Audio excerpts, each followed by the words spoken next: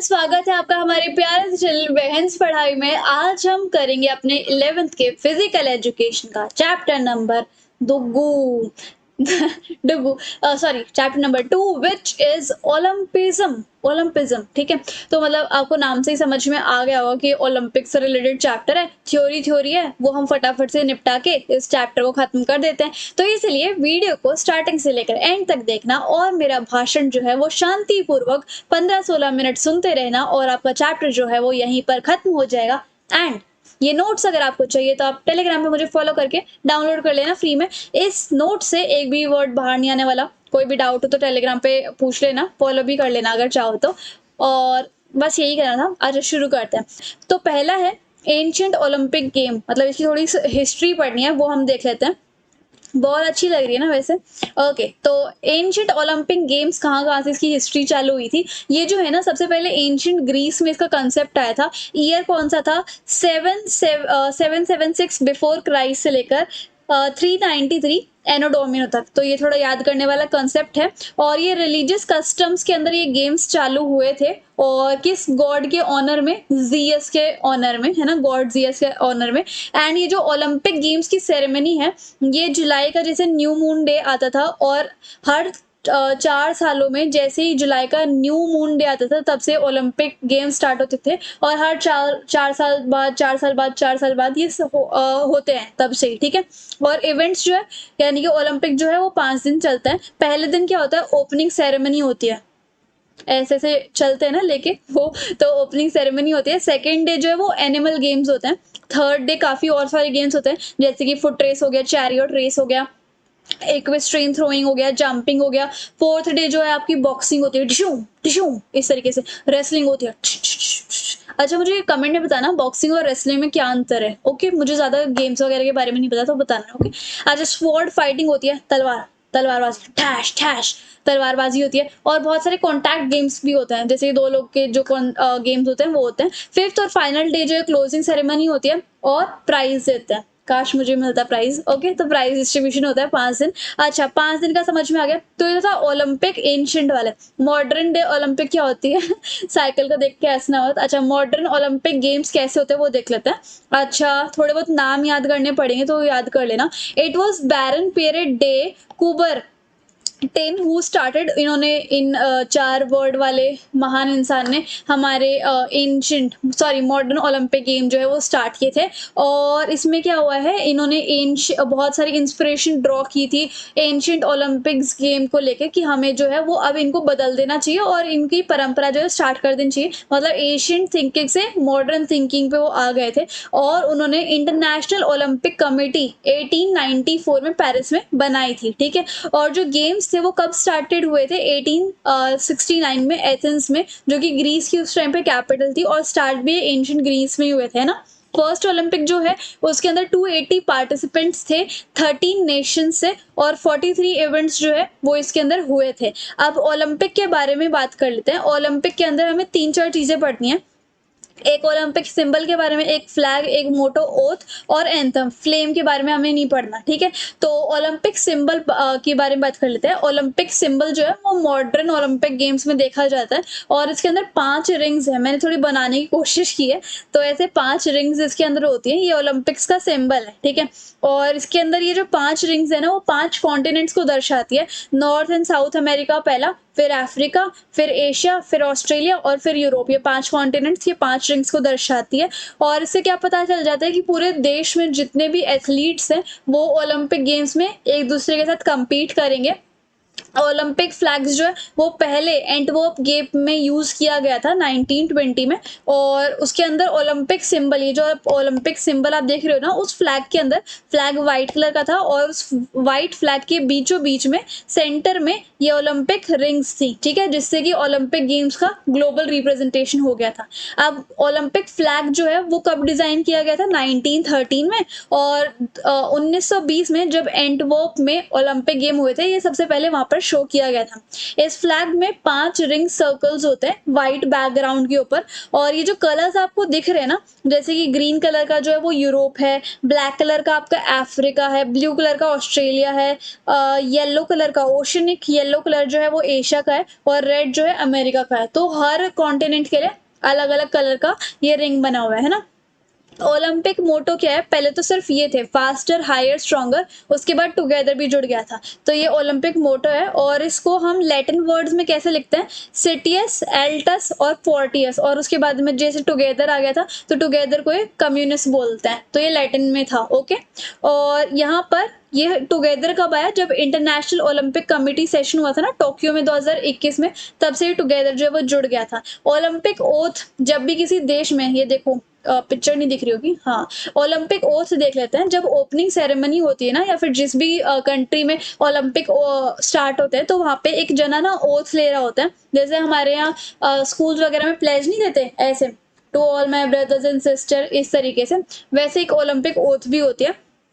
तो वहां पर जिस भी कंट्री में ओलंपिक होते हैं तो उस कंट्री का एक एथलीट ऐसे बोलता है, अब देखो मैं बोल के दिखाती हूँ। In the names of all the competitors I promise that we shall take part in these Olympic Games, respecting and abiding by the rules which govern them, and committing ourselves to a sport without doping and without drugs, in the true spirit of sportsmen, for the glory of sport and the honor of our teams। कैसे बोला वैसे बताना। Okay, तो इस तरीके से एक oath ली जाती है, एंड ये जो ओथ टेकिंग प्रैक्टिस है ना, वो 2020 के गेम से चलती आ रही है। ठीक है, अच्छा, ये फ्लेम वाला तो मैंने पढ़ाना नहीं है आपको, क्योंकि ये सिलेबस में ही नहीं है, तो मैं क्यों पढ़ाऊँ, है ना। अच्छा, अब ओलंपिक एंथम देख लेते हैं। ओलंपिक एंथम भी होता है, अब कई सारे नाम इसमें मुझे लेने पड़ेंगे, वो नाम याद कर लेना। क्रिएटेड बाय ग्रीक कंपोजर ने इस ओलंपिक एंथम को कंपोज किया था, उनका नाम है स्पायरोस सेमेरास। ओके, थोड़ा जोड़ जोड़ के पढ़ लेना।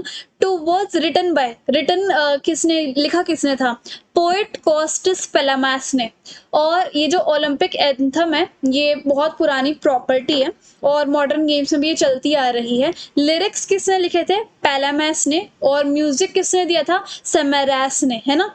और बस यही दिया था, और इसके बाद इसके अंदर और कुछ नहीं है। ओलंपिक, हाँ, इसके अंदर ये बताया हुआ है, ओलंपिक मूवमेंट जो है वो एक बहुत पीसफुल और एक बेटर तरीका है जिससे हम वर्ल्ड को एनकरेज कर सकते हैं स्पोर्ट्स के लिए, कि आप इंटरनेशनल लेवल पे आके स्पोर्ट्स में पार्टिसिपेट कर सकते हो, अपनी स्पिरिट दिखा सकते हो, और यहाँ पर इस लेवल पे आपके साथ ना तो कोई डिस्क्रिमिनेशन होगा किसी भी बेसिस पे, और आपके बाकी सारे प्लेयर्स के साथ एक म्यूचुअल अंडरस्टैंडिंग बनेगी, फ्रेंडशिप, सॉलिडिटरी और फेयर प्ले का आपको एक चांस मिलेगा, कोई भी डिस्क्रिमिनेशन नहीं होगा। ओलंपिज्म पढ़ लेते हैं। ओलंपिज्म में किसकी थ्योरी होती है या फिर किसकी फिलॉसफी होती है, ओलंपिक गेम्स की, यही पहले लाइन में लिखा हुआ है। और इस तरीके से हम अपनी लाइफ में स्पोर्ट्स का कल्चर, स्पोर्ट्स की एजुकेशन, इंटरनेशनल कोऑपरेशन की जो फीलिंग्स है वो उतार सकते हैं, और ये एफर्ट है जॉय का, एजुकेशनल वैल्यूज हमें मिलती हैं, सोशल रिस्पॉन्सिबिलिटीज हमारे अंदर आती हैं, और रिस्पेक्ट होती है हमारे अंदर, काफ़ी सारे प्रिंसिपल्स, स्पोर्ट के प्रिंसिपल्स को लेकर। और ओलंपिज्म का क्या गोल है कि हम जो है ह्यूमन काइंड, मतलब सब मिलजुल के रहें, कोई भी एक दूसरे को छोटा बड़ा ना समझे, और पीसफुल सोसाइटी में हम रहे, और ह्यूमन की डिग्निटी, उनकी रिस्पेक्ट जो है, हर किसी की रिस्पेक्ट का ध्यान रखा जाए। और वैल्यू ऑफ ओलंपिज्म, क्या वैल्यू है ओलंपिक गेम्स की, 3 इसके अंदर हमें वैल्यूज पढ़नी है। सबसे पहले हमारा है एक्सीलेंस, फिर है फ्रेंडशिप, और तीसरी है रिस्पेक्ट। तो अब हमें इन तीनों चीज़ों को ही डिटेल में पढ़ना है। और ओलंपिक मूवमेंट से क्या क्या आता है, स्पोर्ट्स का प्रमोशन होता है, कल्चर और एजुकेशन जो है वो दी जाती है, ताकि एक बहुत बेहतर समाज बन पाए। अच्छा, एक्सीलेंस देख लेते हैं। एक्सीलेंस का क्या मतलब है, एक्सीलेंस मतलब कि अपना बेस्ट देना, एक्सीलेंट तरीके से करना जो भी करना, और लोगों को एनकरेज करना कि आप जितना बेस्ट कर सकते हो ना, आप उतना बेस्ट करो। इंपॉर्टेंट चीज़ ये नहीं है कि आप जीतो उस गेम में, लेकिन आप एटलीस्ट पार्ट लो, प्रोग्रेस करो, और एक हेल्दी कॉम्बिनेशन ऑफ बॉडी को प्रमोट करो, अपने जितनी आपके अंदर शक्ति है उस तरीके से आप प्रदर्शन करो, और अपने माइंड को भी अच्छा रखो। तो होता है एक्सीलेंस। जीतना is not important, but at least आप पार्ट लो उसके अंदर, और अपना अच्छा करके दिखाओ, एक्सीलेंट तरीके से, बेस्ट तरीके से करके दिखाओ, जितना भी आप कर सकते हो। So that is friendship. क्या होती है, फ्रेंडशिप को सेलिब्रेट करना, उसको क्रिएट करना ओलंपिक गेम में बहुत अच्छी चीज़ है, एक बहुत अलग चीज़ है। और जैसे कि हर 4 सालों में ओलंपिक गेम्स हमारे पूरे वर्ल्ड में देखे जाते हैं, तो अलग-अलग लोगों के साथ आपकी फ्रेंडशिप होती है। तो उससे क्या होता है, लोग जो है साथ में मतलब मिल-जुल के रहने लग जाते हैं। और फ्रेंडशिप जो है वो ओलंपिक मूवमेंट का एक हार्ट है, एंड यहाँ पर लोगों के अंदर म्यूचुअल अंडरस्टैंडिंग आने लग जाती है। पूरे लोग जो हैं वर्ल्ड के, वो एकजुट हो जाते हैं। रिस्पेक्ट के बारे में अब हम बात करते हैं। जैसे आप इतने बड़े लेवल पे, ओलंपिक के लेवल पे आप खेलने जाते हो, पार्टिसिपेट करते हो, तो आप अपने गेम के या फिर दूसरों के गेम के, स्पोर्ट्स के, उनके रूल्स रेगुलेशंस, अपने ओपोनेंट, अपनी बॉडी के लिए जितने भी रूल्स आपके बने हैं, तो आप उन सब रूल्स एंड रेगुलेशंस को रिस्पेक्ट करने लग जाते हो। तो ये होता है। Next is Olympic movement. Olympic movement के अंदर काफ़ी सारे ऑर्गेनाइजेशंस आती हैं, जैसे कि आईओसी, इंटरनेशनल ओलंपिक कमेटी, दूसरा होता है इंटरनेशनल स्पोर्ट फेडरेशन आईएफएस, और एक होता है नेशनल ओलंपिक कमिटीज एनओसीज। तो इसके अंदर क्या होता है, हम बेसिकली थोड़ा बहुत इसके बारे में पढ़ लेंगे, और ज़्यादा कुछ रटना नहीं है इसके अंदर, कुछ ही लाइंस का होता है ये, तो वो आप पढ़ लेना, ज़्यादा डिटेल में मत जाना, इतनी नीड नहीं है। सो ओलंपिक मूवमेंट का क्या गोल है कि वो एक अच्छा और पीसफुल वर्ल्ड बनाए, यूथ को एजुकेट करके और ओलंपिज्म के अकॉर्डिंग में। एंड अगर आप ओलंपिक मूवमेंट से बिलोंग करते हो, तो एक ना ओलंपिक चार्टर होता है, एक ऑर्गेनाइजेशन होती है स्पेशली ओलंपिक मूवमेंट की, जिसको हम बोलते हैं आईओसी। आईओसी मेन बॉडी है ओलंपिक्स की, है ना। और इन तीन ऑर्गेनाइजेशंस के अलावा भी एक और चीज़ होती है, organising committees of Olympic games, OCOGs. और कई सारे नेशनल एसोसिएशन भी होते हैं, क्लब्स भी होते हैं, लोग आईएफएस से भी बिलोंग करते हैं, एनओसी से भी बिलोंग कर सकते हैं, एथलीट्स भी होते हैं। इससे क्या होता है, ओलंपिक मूवमेंट जो है वो एकजुट हो जाता है। इसके साथ साथ जजेस, referees, coaches, sport officials and technicians, ये सब चीज़ें भी आती हैं आईओसी में। तो आईओसी ना क्या होती है, एक सुप्रीम अथॉरिटी होती है, सबसे बड़ी अथॉरिटी होती है इंटरनेशनल ओलंपिक कमेटी। और ये कब से बनी थी, जून 1984 से। जो इसके हेडक्वार्टर्स है वो लॉजन स्विट्जरलैंड में है। और ये जो है summer, modern summer and winter Olympics game जो है ऑर्गेनाइज करवाती है, ठीक है।